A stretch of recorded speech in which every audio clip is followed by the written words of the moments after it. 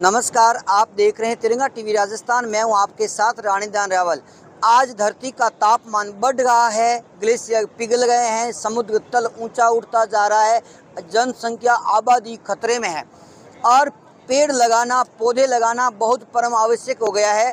ये आज से 500 साल पहले गुरु जाम्बेश्वर भगवान ने कहा था, जाम्बेश्वर जी ने कहा था कि पेड़ लगाओ। और इसीलिए उसके बाद में जब से बिश्नोई संप्रदाय की स्थापना हुई है, तभी से इनका परम कर्तव्य बना है और इनके नियमों में भी बिल्कुल लिखा हुआ है 29 नियमों में कि इसीलिए 29 नियम बनाए गए। 29 नियम 20 और 9 इसलिए बिश्नोई धर्म कहलाया, संप्रदाय कहलाया।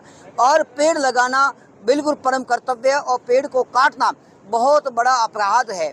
इसीलिए 363 विष्णुओं ने खेजड़ी के पेड़ बचाने के लिए अपना बलिदान दे दिया था, लेकिन पेड़ को काटने नहीं दिया था। और हिरण यानी चिंकारा को बचाने के लिए भी अपना पूरा प्रयास है हर संभव। इसीलिए राजस्थान में आज चिंकारा बचा हुआ है।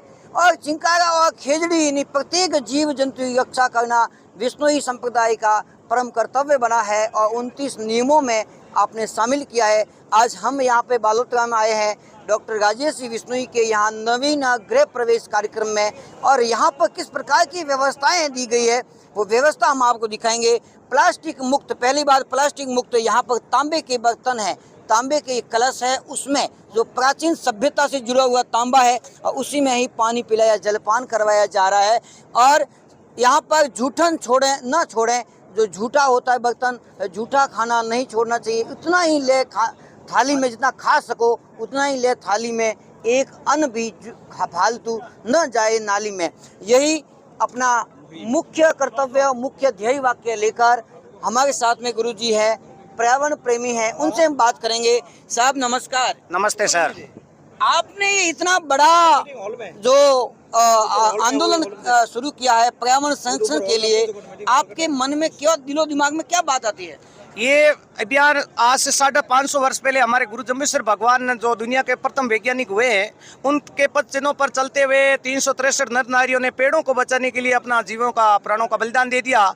उसी के प्रेरणा को लेकर के हमारा इस भारतवासी सनातन संस्कृति को पुनः जीवित करने के लिए अपने परंपरागत धातु के बर्तनों से जलपान करें, नशा त्यागे, जूठन त्यागे, बाल विवाह रोकें। इस प्रकार एक पेड़ माँ के नाम।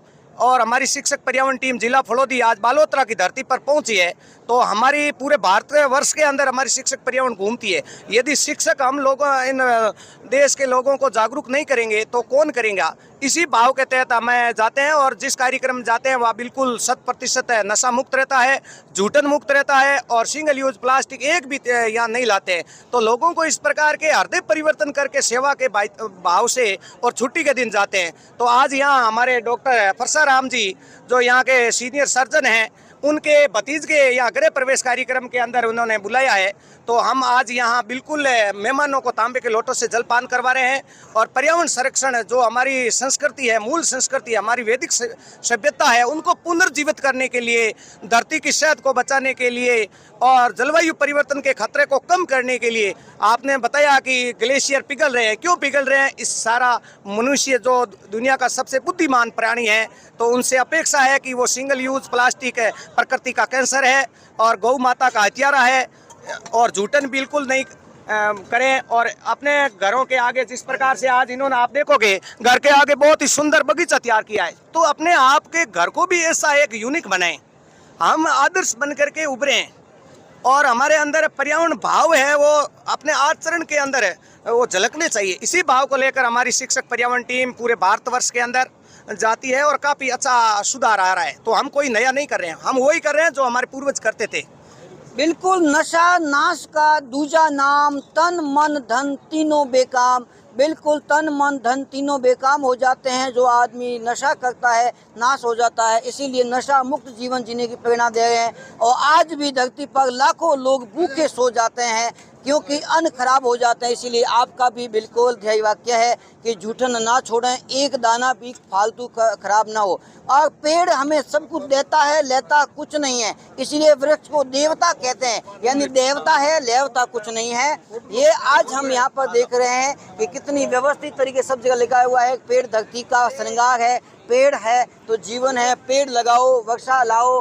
बहुत अच्छा। और आपका है सभी को मेरा भारत मेरा हरित प्रणाम, बिल्कुल बहुत अच्छा ध्येय वाक्य है आपका। और इसी प्रकार सभी से ही निवेदन ये रहेगा, आग्रह रहेगा, ज़्यादा से ज़्यादा पौधे लगाएं, बड़े होंगे पेड़ बनेंगे, धरती का श्रृंगार होगा। इसीलिए कहता है कि गीता ग्रंथ कुरान में लिखी है बातां दोय, पेड़ लगाया सुख उपजे और पेड़ काट्या दुख होय। पेड़ हमेशा पौधे लगाइए, धरती का श्रृंगार करिए। भारत माता की। अभी हमारे साथ में हमारे डॉक्टर साहब परसराम जी है, उनसे निवेदन है कि आज इस मुहिम के बारे में आप क्या संदेश देना चाहते हैं? बहुत ही सुंदर मुहिम है। तांबे के लोटे से पानी पिलाना, इससे बहुत सारी बीमारियां कम हो जाती है।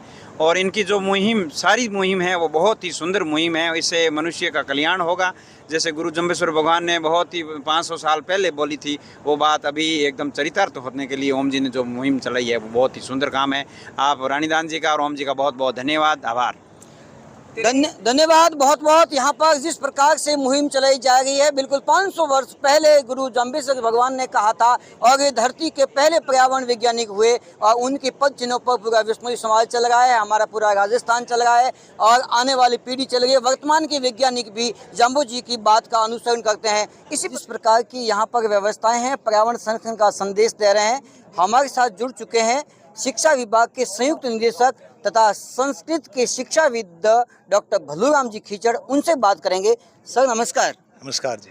सर, आज जिस प्रकार से ये पर्यावरण संरक्षण से संबंधित मुहिम हर जगह चलाई जा रही है और आज यहाँ पर नवीन गृह प्रवेश कार्यक्रम में भी इस प्रकार का कार्यक्रम रखा गया है, आपको इसके बारे में क्या लगता है कि लोगों में कितनी जागृति फैल गई होगी? स्वच्छ भारत अभियान के तहत जो काम सरकार कर रही है उसी काम को है कि एक पर्यावरण सेवक टीम है कि हमारे इस जिले में और राजस्थान पूरे में है कि विभिन्न जगह जहां इनको आमंत्रित किया जाता है, जहां नशे से रहित हो और प्लास्टिक मुक्त हो और पर्यावरण को किस तरह से है कि शुद्धता दी जाए और अन्न को किस तरह से है कि बचाया जाए। खाओ मन लेकिन कण भी न मिटाओ, इस अभियान के तहत है कि ये टीम काम कर रही है। और आज यहाँ भी पवार सदन के इस शुभारंभ के मौके पर भी इन्होंने अपनी सेवाएं बड़ी प्रशंसा दी है और लोग इसकी है कि बहुत बुरी प्रशंसा करते हैं कि ये टीम जहां भी जाती है वहां पर्यावरण बचाने का है कि संदेश हर लोगों तक है कि पहुंचाने का काम करती है।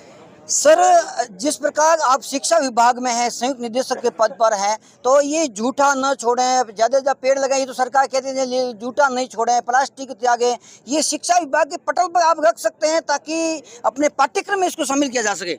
अभी एक पेड़ माँ के नाम ये शिक्षा विभाग भी इस अभियान में शामिल है और जगह जगह है कि हर विद्यार्थी को 5 वृक्ष लगाने का लक्ष्य दिया गया है और उनके अंक है कि परीक्षा में है कि जोड़े जाएंगे, ये भी सरकार के द्वारा किया गया है। इससे विद्यार्थी भी है कि जरूर है कि इस जागरूकता में अपनी सरोकारी देंगे। धन्यवाद। आपको इस पूरी मुहिम से क्या लग रहा है? आप आपके शिक्षा क्षेत्र में जहाँ पर आपका कार्य क्षेत्र है वहाँ पर इसको किस प्रकार से इसका प्रचार कर रहे हैं?